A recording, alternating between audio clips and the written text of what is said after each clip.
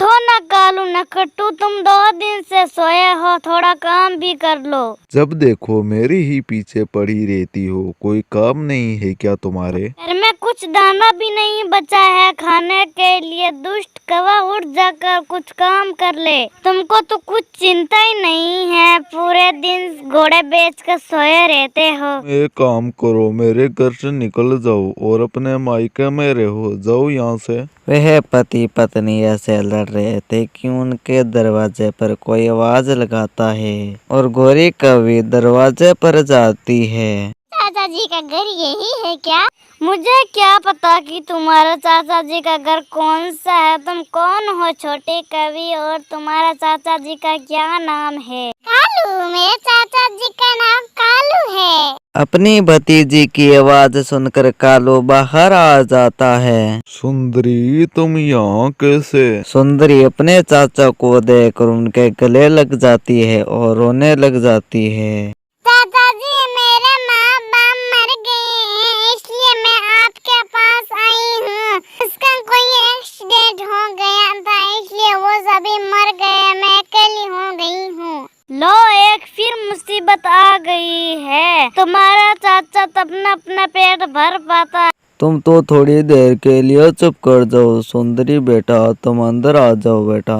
फिर कालू कौवा अपनी भतीजी को लेकर अंदर चला जाता है। और फिर अगले दिन की बात है, कालू कौवा बाहर बैठा था और सुंदरी कवि और गौरी कवि अंदर बैठे थे। तब गौरी कवि सुंदरी कवि से कहती है, अरे सुनो कवि, तुम सारे घर का काम कर लो, मैं अपनी सहेली के पास मिलने जा रही हूँ। तुम ऐसा मत करना कि मैं जाते ही तुम सो जाओगी। जो तुम खाना बनाओगी हम वही खा लेंगे।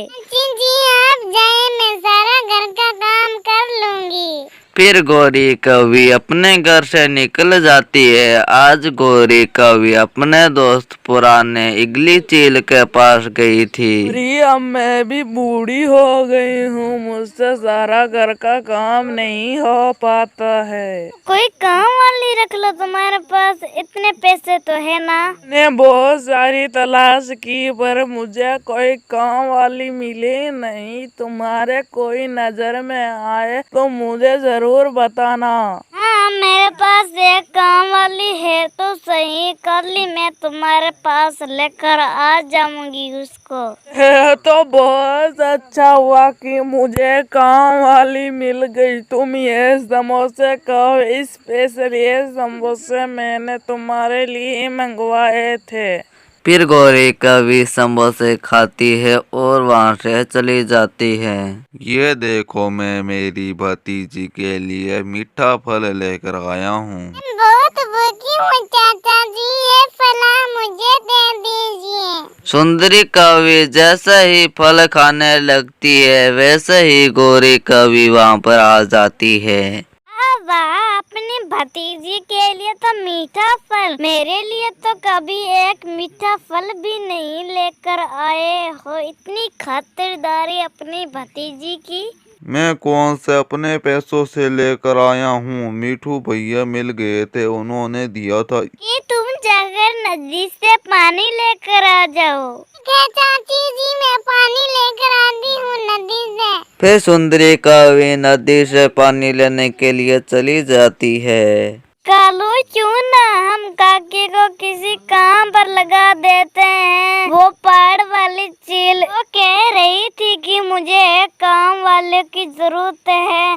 हम काकी को उसके काम पर लगवा देते हैं, जो उसको भी 2 वक्त की रोटी मिल जाएगी और हमका भी अच्छी तरीके का गुजारा चलेगा। वह अभी तक छोटी है, कैसे करेगी चील के घर का काम? कर लेगी, इतना कौन सा वहाँ पर ज्यादा काम होगा। चील का कौन सा घना काम नहीं होता है। थोड़ा घर साफ करना और थोड़े बर्तन होंगे, ये सब तो ये कर ही लेगी। सुंदरी कवि पानी लेकर घर आ रही थी कि उसके हाथों से मटका छूट जाता है और मटका टूट जाता है। ये देखकर सुंदरी बहुत ही परेशान हो जाती है, क्योंकि वह जानती थी कि उसकी काकी उसको बहुत ही मारेगी। फिर वह डरते डरते घर आ जाती है। चाची, मटका टूट गया, मेरे पंखों से मटका छूट गया, मैं गौरी कवि को इतना सुनकर गुस्सा आ जाता है और वह सुंदरी कवि को मारने लग जाती है। चाची मुझे छोड़ दो, बहुत दर्द हो रहा है। अब बस भी करो गौरी कवि, बेचारी को जान से मार डालोगी क्या? कोई काम ढंग से नहीं कर सकती तू। सुंदरी कवि रोते रोते एक तरफ बैठ जाती है। फिर अगले दिन गौरी कवि सुंदरी कवि को लेकर चील के घर चली जाती है। अच्छा ये है वो काम वाली, है तो बहुत छोटी है, ये अभी तक ये सारा घर का काम कर लेती है क्या? हाँ, ये सारा घर का काम कर लेती है, आप चिंता मत करें, यह आपका घर अच्छी तरीके से साफ रखेगी। हाँ छोटी कवि, तुम कौन सा काम कर लेती हो? मालकिन, मैं सारा घर का काम कर लेती हूँ। मैं चलती हूँ, तुम सारा पैसे मुझे दे देना, मैं महीने महीने आकर ले जाऊंगी तुम पैसे। और फिर गौरी कवि अपने घर चली जाती है और सुंदरी कवि चील के घर काम पर लग जाती है। देखा कालू, मैंने कैसा दिमाग लगाया जो तुम्हारी भतीजी हमें कमा कर देती है। बात तो तुम्हारी सही है, पर अब से मुझे नखटू मत कहना, क्योंकि कमाती तो मेरी भतीजी है। हा हा हा। जो भी है तुम्हें मानना पड़ेगा तुम्हारी पत्नी के दिमाग को। वो तो है। ऐसे ही दिन और रात गुजरते गए। सुंदरी कवि चील के घर काम किया करती थी और शाम को जब वह घर लौट कर आती तो गौरी कवि उसको अपने काम में लगा लेती थी। ऐसे सुंदरी बहुत ही थक जाती थी। एक दिन की बात है, कबूतर चाचा सुंदरी को ढूंढते ढूंढते उस जंगल में आ जाते हैं। वह चिड़िया के पास जाता है और उससे कहता है, चिड़िया चिड़िया, यहाँ पर कौवा का घर कहाँ पर है? कालू कालू तो उस बड़े पेड़ पर रहता है, क्या काम है उस कालू से आपको? उसके पास एक सुंदरी नाम की कवि रहती है, मुझको उससे मिलना है। हाँ, वो तो कालू की भतीजी है, पर वो लोग बहुत अत्याचार करते हैं और उसको शाम को मारते भी हैं। और फिर कबूतर वहाँ से चला जाता है और कालू कौवे के घर पर जाता है। सुंदरी कौवे कहाँ पर है? वो तो बाजार गई है, आप बोला क्या काम है उससे? मैंने सुंदरी कौवे के पिता से कुछ पैसे उधार लिए थे, पर मैं जब बाहर से आया तो मुझे पता चला कि सुंदरी के पिता की मौत हो चुकी है। और मैंने कुछ पक्षियों से पूछा था, तब उन्होंने बताया कि सुंदरी कवि कालू कौवे के घर पर है, तो मैं यहाँ पर आ गया हूँ। लाओ कालू, तुम ही उसके बड़े हो, ये पैसे तो हमें ही देना चाहिए, लाओ ये पैसे हमें दे दीजिए। और फिर इतने में ही सुंदरी वहाँ पर आ जाती है। नहीं कबूतर अंकल, नहीं, कोई मेरा नहीं है, मैं अपने माता पिता के घर जाकर अकेली रह लूंगी, पर यहाँ नहीं रहूंगी, यहाँ आकर मैंने बहुत बड़ी गलती कर ली है। और फिर सुंदरी कवि कबूतर के साथ वापस अपने घर चली जाती है और गौरी हाथ मलते रह जाती है। सुंदरी जान गई थी कि अब उसका कोई नहीं है, अब उसे यह जीवन अकेले ही गुजारना है। और कबूतर सुंदरी को वह पैसे देकर वहाँ से चला जाता है और सुंदरी अपने जीवन की नई शुरुआत कर लेती है। हिमाचल के जंगल में सुंदर सी चिड़िया रहती। वह अपने बच्चों के लिए छोटे छोटे फल लाया करती थी। एक दिन टूनी चिड़िया के बच्चों ने उससे पूछा, मम्मा, अब तो हम उड़ने लायक हो गई हैं, पर आप हमको साथ क्यों नहीं लेकर जाते हैं? अभी आप हमको खाना ढूंढने क्यों नहीं लेकर जाती हैं? हमको मीठे मीठे फलों की बहुत सुगंध आती है।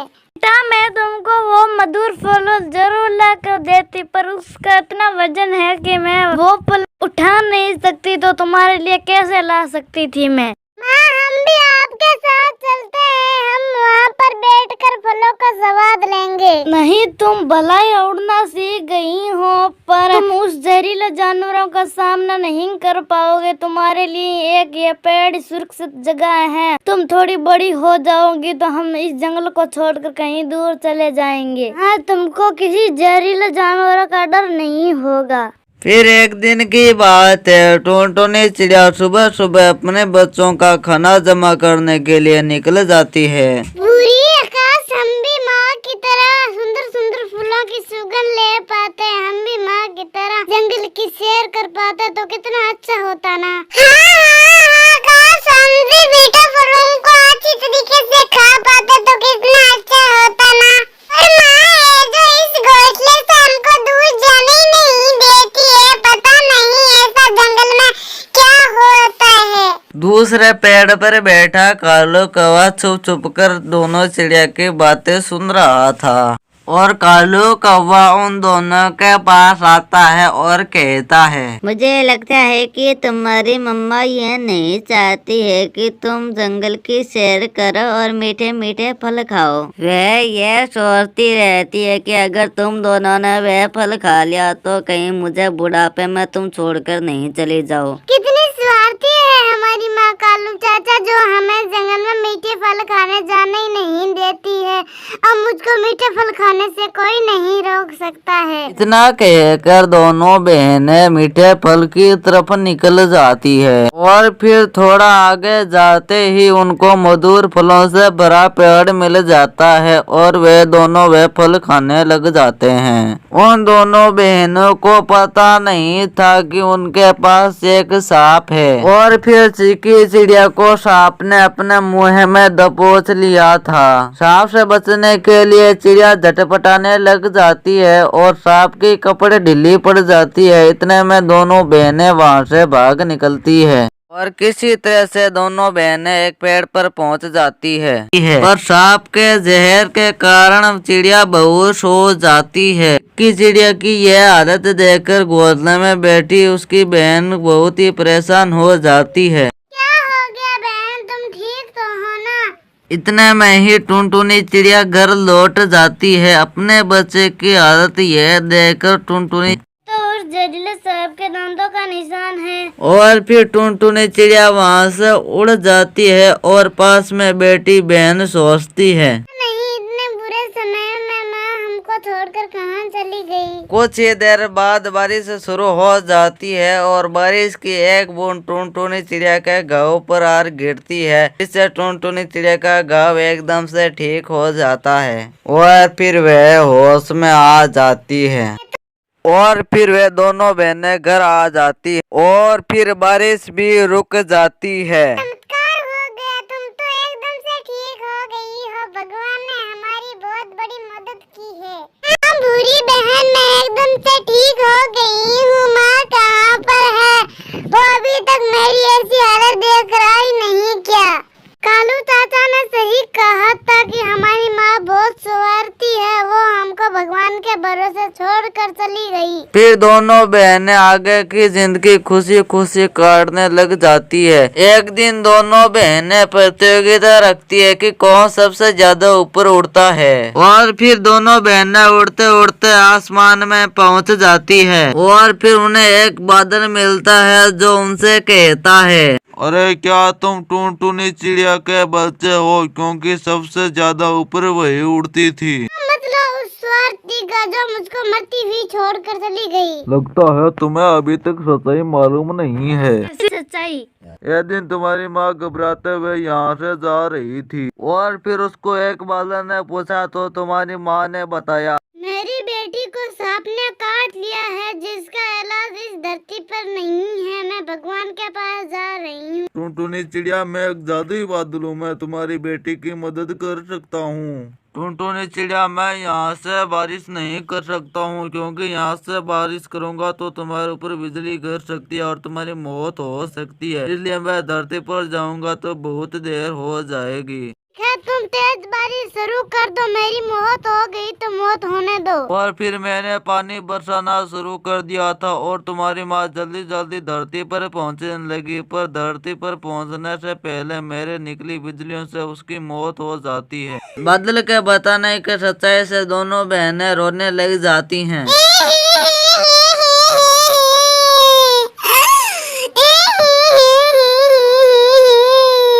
हमने दूसरों की बातों में आकर अपनी माँ को, प्यारी माँ को खो दिया।